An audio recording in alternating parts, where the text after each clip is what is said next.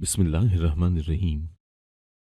मेरी माजूर नंद बहुत नेक थी। गांव में कुछ भी मसला होता तो लोग मेरी नंद से दुआ करवाते और दुआ फौरन कबूल हो जाती।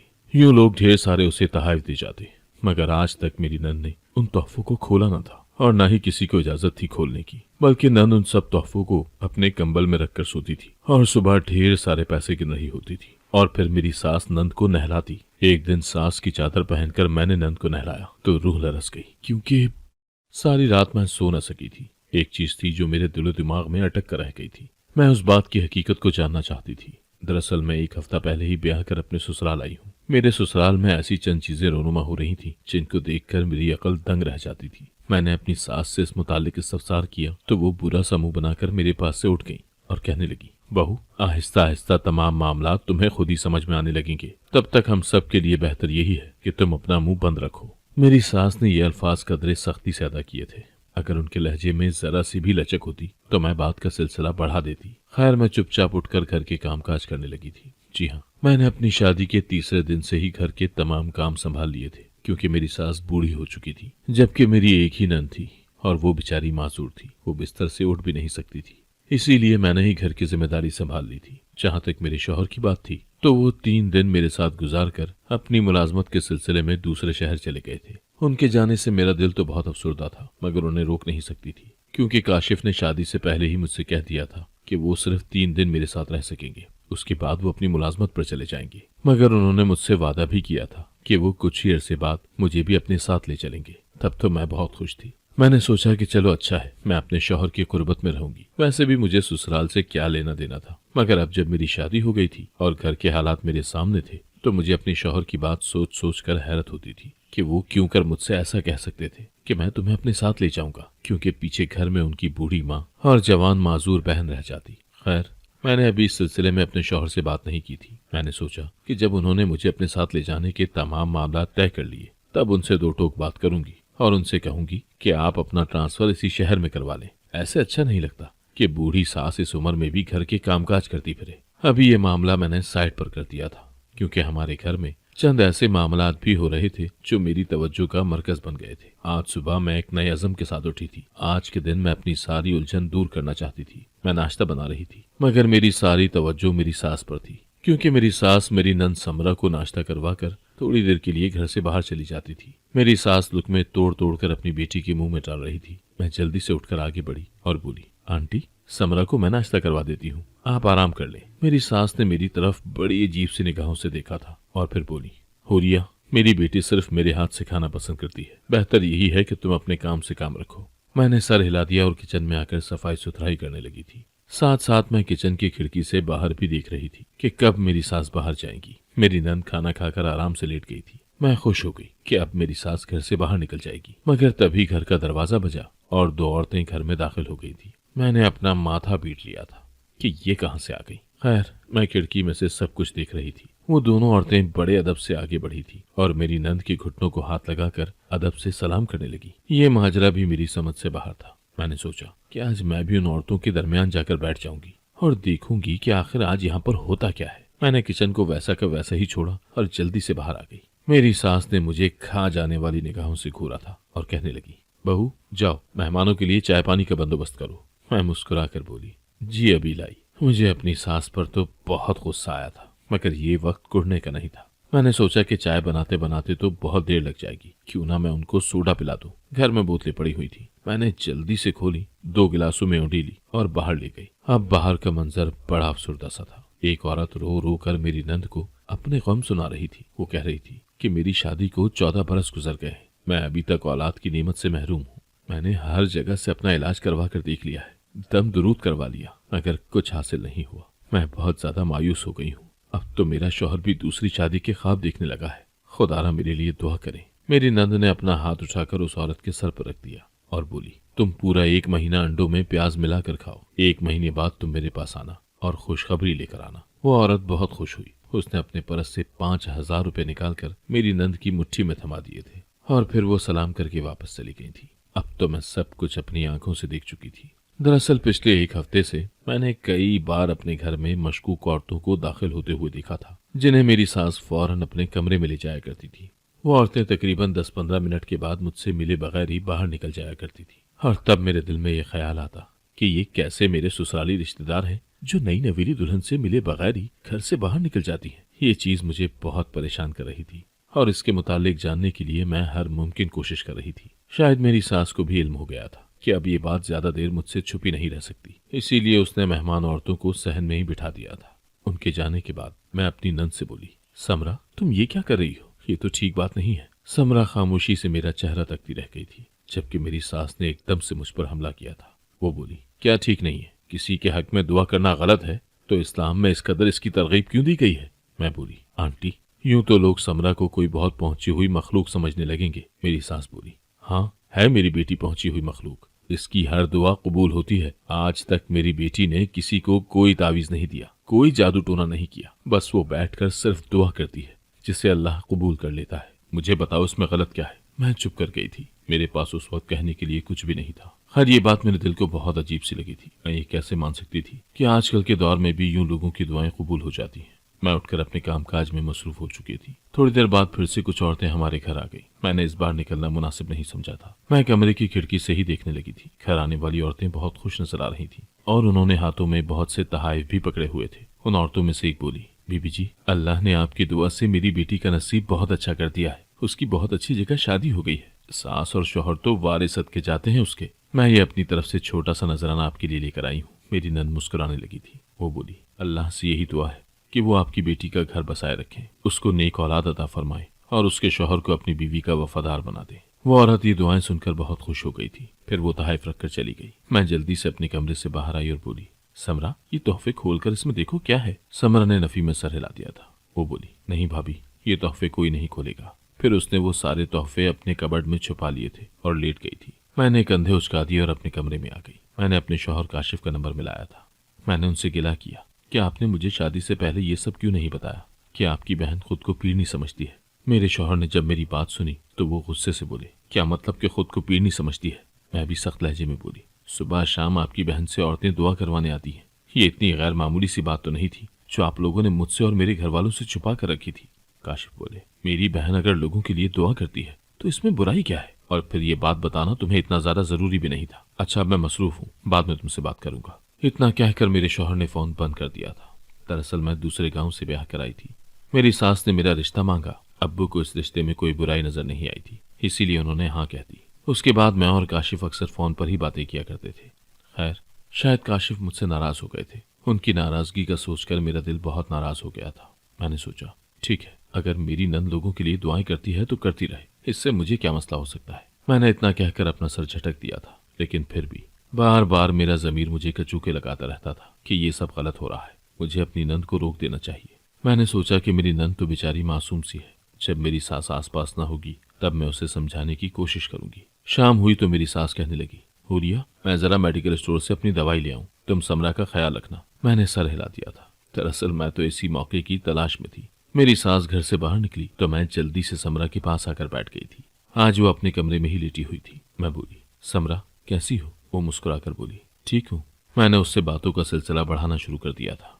मैं बोली, समरा तुम कितने अरसे से लोगों के लिए दुआएं कर रही हो? वो मुस्कुराकर बोली, भाभी मुझे याद नहीं पड़ता, मगर तब मैं बहुत छोटी सी थी, तब से मैं दुआएं करती हूँ। आज तक मेरी कोई दुआ रद्द नहीं हुई। फिर मेरा ध्यान मेरी नंद के कंबल की जानिब गया था। काफी फूला हुआ लग रहा था। मैं बोली, समरा तुम्हारे कंबल में क्या है? वो बोली, भाभी इसमें वो तहाइफ हैं जो लोग मुझे देकर जाते हैं। मैं बोली, अच्छा मैं ये उठाकर कहीं और रख देती हूँ, इससे तुम्हारी जगह तंग हो गई होगी।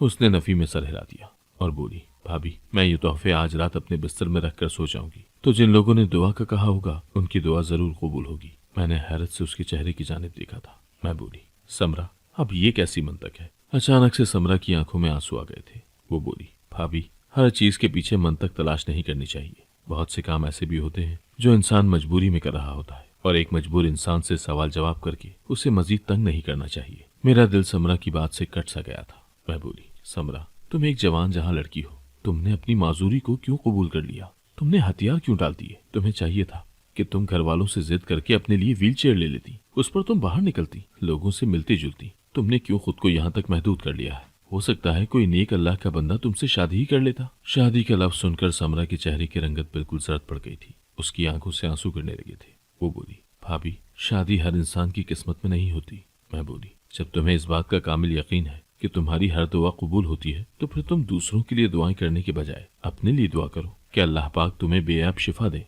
तुम अपने कदमों पर चलने फिरने लगो, तुम्हारी शादी बहुत अच्छी जगह हो जाए। मैं तो ये सब बातें अपनी रोह में कह रही थी, मगर देखते देखते समरा की हालत बिगड़ने लगी थी और मैं तो ये सब देखकर बहुत घबरा गई थी। तभी घर का दरवाजा खुला और मेरी सास घर में दाखिल हो गई। जब उसने अपनी बेटी के जर्द चेहरे को देखा तो वो भी बहुत घबरा गई थी। मेरी सास बोली, क्या हुआ है बेटी तुम्हें? फिर मेरी जानिब मुड़ी और बोली, तुमने क्या कहा है समरा से जो इसकी ये हालत हो गई है? मैं बहुत घबरा गई थी। मैं बोली, आंटी, मैं तो अभी किचन से निकल कर आई थी, जब देखा तो समरा जर्द पड़ी हुई थी।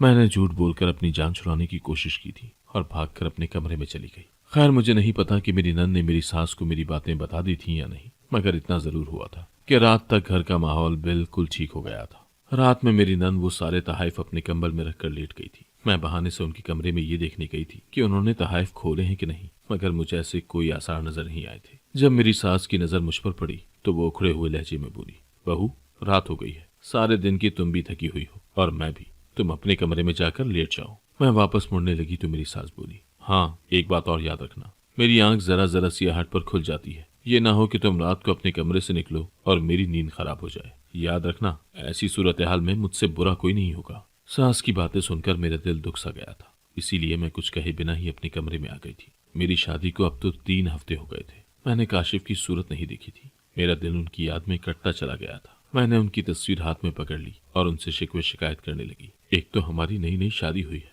ऊपर से आप मुझे जुदाई का तौक पहना कर चले गए हैं। फिर मैं सारा सारा दिन घर के काम भी करती हूँ, मगर फिर भी आपकी अम्मी मुझसे राजी नहीं होती। उल्टा रात के वक्त कमरे से निकलने पर भी पाबंदी लगाती है। मैं यही बातें सोचते सोचते सो चुकी थी और फिर आंख फजर की अजान सुनकर ही खुली थी। मैंने जल्दी से उठकर वजू किया, नमाज पढ़ी और फिर कुरान पाक लेकर बैठ गई थी। कुरान पाक पढ़ने से मेरे दिल को बहुत सुकून हो जाया करता था। जब सुबह की रोशनी हर सू फैल गई तो मैं अपने कमरे से बाहर निकल आई थी। मैं नाश्ता बनाने के लिए किचन में जाने लगी तो सोचा कि एक बार देख जाऊं कि नंद जाग रही है या नहीं। मैंने अंदर झांक कर देखा तो मेरी नंद ने हाथों में बहुत से पैसे पकड़े हुए थे जो वो गिन रही थी, और साथ ही मेरी सास भी बैठी थी जो पैसों को ललचाई हुई नजरों से देख रही थी। मैं ये देखकर सोच में पड़ गई थी कि इतने पैसे मेरी नंद के पास कहाँ से आ गए, जबकि दुआ करवाने वाले तो मेरे सामने ही 1000-2000 देकर जाया करते थे। मेरे अंदर तजस्सुस ने सर उठाया, मगर मैंने खुद को इस मामले की टो लेने से रोक दिया था, क्योंकि मुझे इल्म है कि जैसे ही मैंने किसी मामले में दखल अंदाजी की, वहीं मेरी सास ने मुझे खरी खरी सुना देनी है। मैं कुछ कहे बिना ही किचन में घुस गई और सबके लिए नाश्ता बनाने लगी। हर रोज मेरी सास ही अपनी बेटी को नहला धुलाकर किचन से आकर नाश्ता ले जाया करती थी, मगर आज ऐसा नहीं हुआ था। मेरी सास कमरे से बाहर ही ना आई थी, जबकि नाश्ता पड़ा पड़ा ठंडा हो रहा था। मैंने सोचा कि मैं ही कमरे में जाकर नाश्ता पकड़ा आती हूँ। मैं अपनी ही धुन में सास और नंद के मुश्तरका कमरे में घुस गई थी। कमरा खाली था, जबकि पानी की आवाज बाथरूम से आ रही थी। मैं समझ गई कि मेरी सास अपनी बेटी को नहला रही है। मैं वापस मुड़ने लगी थी जब मेरी कान में मेरी नंद की सिसकी पड़ी थी। मैं एक लम्हे के लिए रुक सी गई थी, फिर मुझे मेरे नंद की रोने की आवाजें आने लगी थी। वो फूट फूट कर रो रही थी और कह रही थी, अम्मी, मेरी जिंदगी कब आसान होगी? मुझे हर रोज ये सब करना अच्छा नहीं लगता। अम्मी, क्या आपको पैसों से इतनी मोहब्बत है कि आप इसकी खातिर मेरा सुकून, मेरा आराम, मेरी खुशियां सब दाव पर लगा चुकी है? मेरी नंद आज जी भर कर रो रही थी। मैं खड़ी रहती तो उनकी बातें सुनती रहती, मगर तभी कमरे में पड़ा मेरी सास का फोन बजने लगा था। फोन की आवाज सुनकर वो बाथरूम से बाहर निकल आती और मुझे देख लेती। मैं इससे पहले ही वहां से भाग खड़ी हुई थी, जबकि मेरा दिमाग पूरी तरह से उलझ चुका था। मेरी नंद किस नाटक की बात कर रही थी? जाहिर सी बात है, उसकी वालदा ने जो दुनिया वालों के सामने उसे पीड़नी बनाया हुआ था, वो इसी मुतालिक बात कर रही होगी। मुझे अपनी नंद पर बहुत तरस आया था, मगर मैं उसके लिए चाहकर भी कुछ नहीं कर सकती थी। मैंने शुरू में सास को समझाने की कोशिश की थी, लेकिन वो तो मुझसे चिढ़ने लगी थी, और काशिफ से बात की तो वो भी उखड़ गए थे। फिलहाल तो मेरे हाथ बंधे हुए थे, मगर मैंने सोच लिया था कि एक न एक दिन मैं अपनी नंद को इस सब से निजात दिलवा कर ही रहूंगी। खैर, मैं फिर से घर के कामों में मशगूल हो गई और थोड़ी देर बाद ही घर में दुआ करने वाली औरतों का तांता बनने लगा था। मैं ये सब देखकर अल्लाह ताला से दुआएं करती जा रही थी। मैं बोली, या अल्लाह, मुझे एक मौका दे दे, मैं आपकी बंदी की मदद करना चाहती हूँ। मगर मुझे कहाँ इल्म था कि मेरी दुआ इस कदर जल्द कबूल कर ली जाएगी। हुआ कुछ यूं कि अगली सुबह जब मैं फजर की नमाज पढ़ने के लिए उठी तो थोड़ी देर बाद ही मेरी सास मेरे कमरे में दाखिल हो गई थी। वो बहुत घबराई हुई लग रही थी। मैंने उनकी परेशानी की वजह पूछी तो उन्होंने मुझे रोते हुए बताया कि उनकी सगी बहन का इंतकाल हो गया है, वो साथ वाले गाँव में रहती है। मैं वहां जा रही हूँ, और हाँ, समरा अभी तक सो रही है, उसके उठने तक मैं वापस आ जाऊंगी। उसको नहलाकर साफ कपड़े वगैरह मैं खुद पहना कर जाऊंगी। मैंने सर हिला दिया था और तब मेरी सास चली गई। मैं अंदर ही अंदर से बहुत ज्यादा खुश हो चुकी थी। मैंने नमाज पढ़ी, कुरान पाक पढ़ा और साथ साथ दुआ करती जा रही थी कि या अल्लाह, आज सारा सच, सारी हकीकत खुलकर मेरे सामने आ जाए। जैसे ही सुबह का उजाला फैला, मैं अपने कमरे से निकल गई। नंद के कमरे में झांक कर देखा तो वो बड़े आराम से सो रही थी। मैंने किचन में जाकर जोर जोर से बर्तन मारने शुरू कर दिए थे ताकि वो अपनी वालदा के आने से पहले पहले ही जाग जाए। खैर, मैं अपने मकसद में कामयाब हो चुकी थी। थोड़ी देर बाद जब मैं नंद के कमरे के पास गई तो वो जागी हुई थी। मैं जल्दी सी बाहर आई और तार पर से सांस की चादर उतार ली जो वो अक्सर सर पर लिया करती थी। फिर मैं नंद के कमरे में चली गई और बाथरूम में जाकर पानी की टोंटी चला दी। मैं अपनी नंद के साथ हम कलाम नहीं होना चाहती थी क्योंकि फिर वो ये बात जान लेती कि मैं उसकी वालदा नहीं बल्कि भाभी हूँ। टोंटी भी मैंने इसीलिए चलाई थी ताकि जब मैं अपनी नंद को उठाने जाऊं तो वो ज़हनी तौर पर तैयार बैठी हो कि अब मुझे नहलाया जाएगा। खैर, मैं पानी भरकर पीछे मुड़ी ही थी कि सामने का मंजर देखकर मैं दंग रह गई थी। एकदम से जमीन और आसमान की गर्दिश बहुत तेज हो गई थी। मुझे अपनी आंखों पर भरोसा नहीं हो रहा था। क्या जो मैंने देखा वो सच था? हाँ, ये बात वाकई बहुत अजीब थी क्योंकि मेरी नंद मेरे सामने खड़ी थी। वो अपने कदमों पर चलकर बाथरूम तक आई थी। शायद वो समझी थी कि मैं उसकी वालदा हूँ, जभी तो वो खुद उठकर आगे बढ़ाई थी। जहाँ ये मंजर देखकर मेरी हालत बहुत अजीब हो गई थी, वहीं मेरी नंद के चेहरे से भी हवाइयां उड़ गई थी। वो टुकर टुकर मुझे देख रही थी। अब हम दोनों ही बहुत अजीब सी सूरत हाल से गुजर रही थी। फिर मेरी नंद ने थूक निकल कर कहा, भाभी, अम्मी कहाँ है? मैं बोली, समरा, उनकी बहन की डेथ हो गई है, वो वहां गई हुई है, शायद वो रात तक वापस आए। रात तक वापसी वाली बात मैंने झूठ बोल दी थी क्योंकि मुझे यकीन था कि अब वो मुझे अपना सारा सच बता देगी। खैर, मैं मजीद बोली, मेरी सास तो घर पर नहीं थी, इसीलिए मैंने सोचा कि मैं ही अपनी माजूर नंद को नहला देती हूँ। वो ये ना सोचे कि मेरी माँ घर पर नहीं है तो किसी ने मुझे नहलाया धुलाया ही नहीं। लेकिन मैं कहाँ जानती थी कि मेरे ही घर में मेरी ही नंद माजूर बनने का नाटक करके लोगों से बहुत पैसे ईंट रही है। समरा की आंखों में आंसू आ गए थे। वो खामोश खड़ी थी। मैं बोली, समरा, तुमने इन पैसों का क्या करना है जब ये पैसे तुम्हें किसी किस्म की कोई खुशी नहीं दे रहे? तुम घर में कैद हो, कहीं आ जा नहीं सकती, फिर इस कदर लालच किस बात का? मेरी नंद फूट फूट कर रोने लगी थी। वो बोली, भाभी, आप ये सवाल मुझसे नहीं बल्कि अम्मी से करें। भाभी, आप जानती हैं क्या, मैं माजूर नहीं थी, मगर मेरी अम्मी ने मुझे कभी चलने की इजाजत ही नहीं दी थी। समरा की आंखों में अजियत ही अजियत थी। वो मजीद बोली, भाभी, जब मैं 4 साल की थी मुझे भाग दौड़ का बहुत शौक था, मगर अम्मी मुझे चारपाई से उठने भी नहीं देती थी। जब मैं उनसे जिद करती तो वो कहती, समरा, तू माजूर है, तू चल फिर नहीं सकती। मैं अम्मी को भाग कर दिखाती और कहती, अम्मी ये देखें, मैं बिल्कुल ठीक हूँ। तब अम्मी मेरे गले लगकर फूट फूट कर रोने लगती थी। वो मुझसे कहती, समरा, तुम मेरी बात मान क्यों नहीं लेती कि तुम माजूर हो? मुझे गुस्सा आ गया और मैंने कहा, अम्मी, अगर आपने कभी दोबारा मुझे माजूर कहा ना तो मैं आपसे नाराज हो जाऊंगी। तब अम्मी की आंखें सुर्ख हो गई थी। उन्होंने मेरा हाथ मजबूती से थाम लिया और कहने लगी, अगर आज के बाद तुमने ये कहा कि तुम बिल्कुल ठीक हो तो मैं तुम्हें बहुत दूर जंगल में छोड़ाऊंगी, जहाँ तुम मुझे और काशिफ को आवाजें देती भी रहोगी तो भी हम तुम्हारी मदद को नहीं आएंगे। मैं अम्मी की बात सुनकर डर गई थी और फिर मुझे अम्मी ने एक चारपाई पर बिठा दिया और आसपास ये मशहूर कर दिया कि मेरी बेटी तो माजूर हो गई है। ये देखकर मेरा दिल कटता रहता था। मैं बच्ची थी ना समझ भी थी, इसीलिए मुझे अम्मी से नफरत होने लगी थी कि उन्होंने क्यों मुझसे मेरा बचपन छीन लिया। वो काशिफ को तो चलने फिरने की इजाजत देती है मगर मुझे अपने घर में भी फिरने नहीं देती। एक दिन ऐसा हुआ कि काशिफ अब्बू के साथ मस्जिद नमाज पढ़ने गया था। अब्बू घर वापस आ गए मगर काशिफ उनके साथ नहीं था। मैंने अब्बू से इस्तफसार किया तो अब्बू की रंगत उड़ गई। वो कहने लगे, मुझे तो याद ही नहीं रहा कि काशिफ मेरे साथ गया था। अब्बू जल्दी से बाहर की जानिब भागे। आस पास सबसे मालूम किया मगर मेरे भाई का कुछ अता पता नहीं था। मस्जिदों में ऐलान किए गए। दोपहर से इशा हो गई मगर काशिफ का कुछ पता नहीं चला। मोहल्ले की औरतें हमारे घर में जमा थी और तब अम्मी मेरे पास आई और कहने लगी, समरा, तू मेरे काशिफ के लिए दुआ करना, तुम जैसे लोगों की दुआ बहुत कबूल होती है। मुझे भी भाई के जाने का अफसोस था, इसीलिए मैंने दुआ के लिए हाथ उठा लिए और मैं बोली, या अल्लाह, मेरा भाई घर वापस आ जाए। उसी वक्त दरवाजे पर बेल हुई। अम्मी भागती हुई बाहर गई तो सामने काशिफ खड़ा था। वो अम्मी के साथ लिपट कर रोने लगा था और साथ ही एक आदमी भी खड़ा था। वो कहने लगा, बाजी, आपका बच्चा गांव की दूसरी तरफ चला गया था, वहां तो इसे भूखे कुत्ते भिगोड़ कर खा जाते। शुक्र है कि मैं उस तरफ चला गया। जब ये सारा मामला हमारे घर मौजूद औरतों ने देखा तो वो कहने लगी कि ये समरा तो बड़ी अल्लाह वाली है। इसने उधर दुआ के लिए हाथ उठाए ही थे कि उसकी दुआ फौरन कबूल हो गई। उसके बाद अक्सर मेरे पास औरतें अपनी दुआएं लेकर आया करती थी। मेरी हर दुआ कबूल हो जाया करती थी। एक दिन मैंने अम्मी से पूछा कि अम्मी, मेरी कोई दुआ रद्द क्यों नहीं होती? अम्मी रोने लगी थी। अम्मी ने इधर उधर देखकर कमरे का दरवाजा बंद कर दिया था और वो मेरे पास आकर बैठ गई थी। अम्मी ने मेरा माथा चूमा और कहने लगी, मेरी बच्ची, तुम्हारी कोई दुआ इसलिए रद्द नहीं होती क्योंकि तुम कोई आम इंसान नहीं हो, तुम बहुत खास हो, तुम एक ख्वाजा सरा हो। मैं हैरान हुई और बोली, अम्मी, ख्वाजा सरा क्या होता है? अम्मी रोती जा रही थी। तब वो बोली, जैसे तुम्हारे अब्बू एक मर्द हैं और मैं एक औरत हूं ना, वैसे ही एक जिन्स ख्वाजा सराओं की होती है। मेरी बच्ची, ख्वाजा सरा बहुत ही मासूम सी मखलूक होती है। ये मखलूक जिस घर में रहती है वहां अल्लाह अपनी बरकतें नाजिल फरमाता है। मगर तुम जानती हो क्या, हमारे माशरे में ख्वाजा सराओं को धुतकार दिया जाता है, वालिदैन से दूर कर दिया जाता है, उनको वो लोग अपने साथ ले जाते हैं। समरा, तुम मेरी औलाद हो ना, मैं तुम्हें किसी सूरत किसी और को सौंप नहीं सकती थी। इसीलिए जब मुझे दाई ने बताया कि तुम्हारे घर हिजड़ा पैदा हुआ है तो मैं अपना दिल थाम कर बहुत रोई थी। मैंने दाई की मिन्नत की थी कि ये खबर सबसे छुपा लो और ये कह दो कि बेटी हुई है। मुझे खुद पर भरोसा था कि मैं तुम्हें अपने पास रख सकूंगी। बस इसीलिए जब तुम 4 साल की हो गई तो मैंने ये मशहूर कर दिया कि तुम माजूर हो, ताकि तुम्हारे रंग ढंग से इस बात का इल्म ना हो जाए कि तुम ख्वाजा सरा हो। उस दिन मुझे मेरी माँ की मजबूरी पता चल गई थी। मैं चुप कर गई थी। मैंने हालात से समझौता कर लिया था और फिर मेरी शोहरत दूर दूर तक फैल गई। मेरी दुआएं कबूल होती थी, इसीलिए लोग आते और डब्बों में नजराना देकर जाते थे। रात के वक्त मैं और अम्मी वो डब्बे खोल लिया करती थी। उसमें ढेरों पैसे हुआ करते थे। अभी मेरी नंद मुझे ये सब कुछ बता रही थी कि अचानक दरवाजा खुला।